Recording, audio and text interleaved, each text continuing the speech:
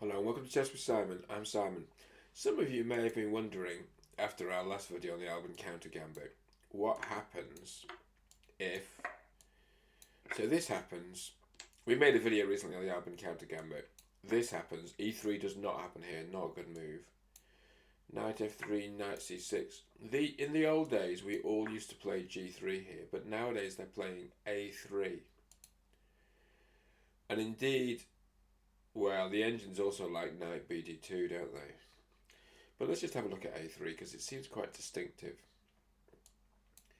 After A3, let's look at the main line. Knight GE7, which the engine agrees with.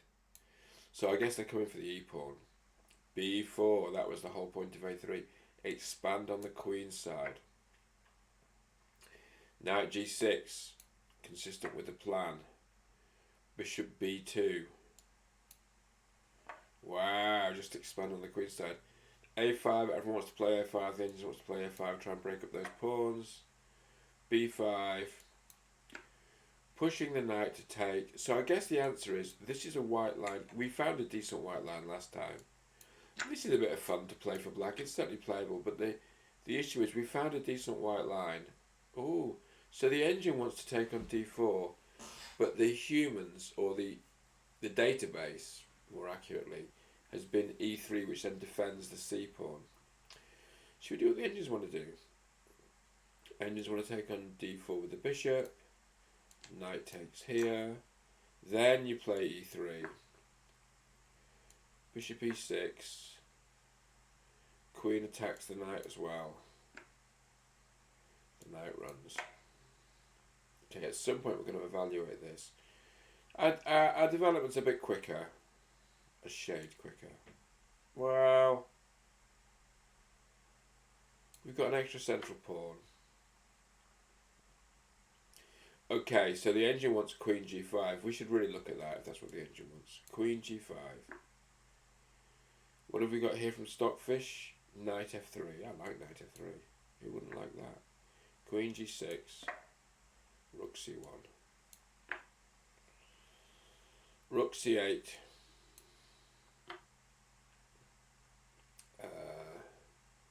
Something like Queen B2, probably making it difficult to get the king side unravelled. So what do we make of all of that? Well, I don't like it so much, you know, honestly. Let's see what would happen if we'd have played E3 here, which is the kind of standard move.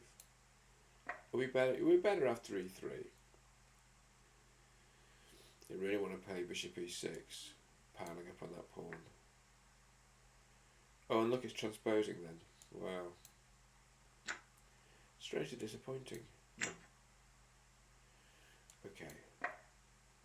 Yeah, I think it's exactly transposing. Okay, so the answer is I do not like it as much, except it's an idea. I personally really like G3 here. Why? Because you get these beautiful bishops. Takes, takes, takes. B3, Bishop E7, Bishop B2. And also you get the irony of playing E3, which was such a bad move earlier on. And it's now a good move. Black gets a little bit of pressure around the king, but it's manageable. And we get a pawn. We get a winning position. Which is all good. So what I would say is beautiful bishops here, although the queen's bishop's oddly blocked in. And although there is a little, the light squares look a bit nervous after a move like Queen F4. I was doing absolutely fine. Or, you know, Queen E3. I mean, yeah, I'd play Knight C3 here. And then if, for instance, you got something like this,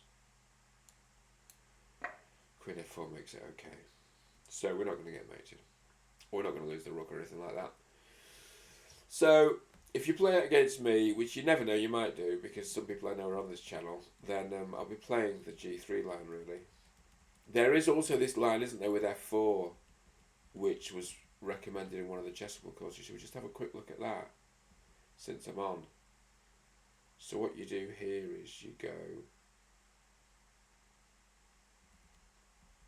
Do you go e4 here? You give away this pawn, don't you?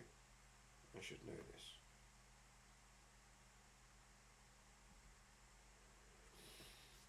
Should we just see what happens when you play e4? And of course this is much better than e3 because after the check these pawns aren't in tension. Knight c6. Don't you go f4? Yeah, there we go. f4. Oh, the engine wants g5, look. Wow. You can look at that, g5. Okay, that's a really interesting move. So I don't think I'd recommend this though, because f6. Take it. Take it. Bishop d3.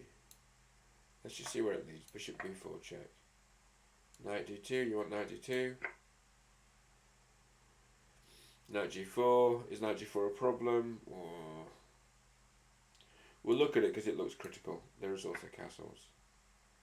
a3.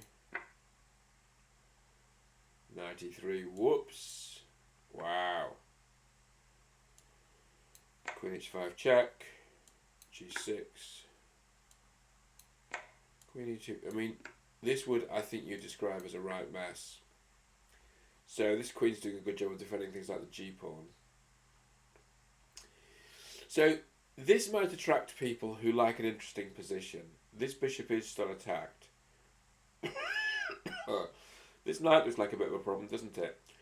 Okay, so I think that's interesting, but at the end of the day, I think I would be nervous about playing a variation as white, which had this negative valuation. I mean, you'd have to know what you're doing to play g5, but some people do, don't they? f5, I mean, it's sort of beautiful, really. h5, of course. I guess that's stopping the queen coming to h5.